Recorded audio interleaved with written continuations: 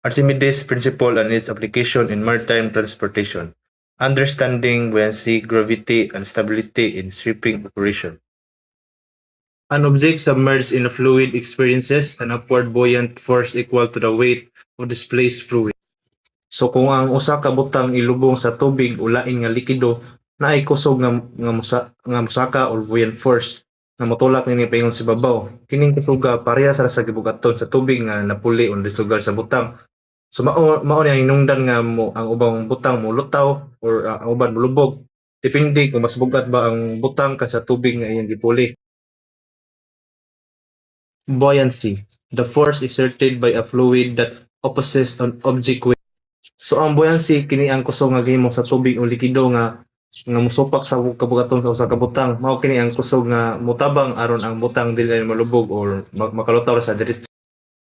Gravity, the downward force acting on a vessel due to it. So ang gravity kini ang kusog nga mo kuan nimo mohila nimo paubos tungod sa iyang kabugaton. O kana mao po ni ang hinungdan nga ang mga butang kanang dali sa malubog bitaw.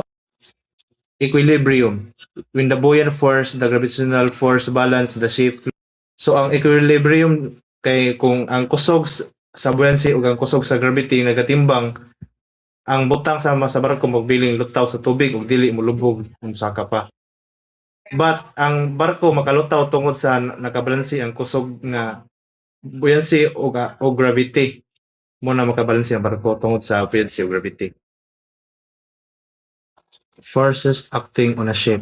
Buoyant force or upward versus weight of ship or downward.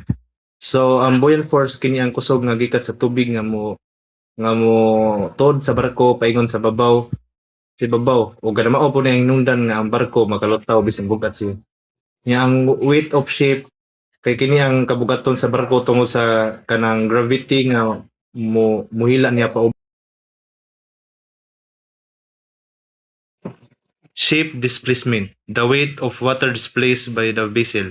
Displacement kay mo nang kabugaton sa barko. Draft, the vertical distance between the waterline and the bottom of the hull. So ang draft kalaw mo na sa barko sa tubig.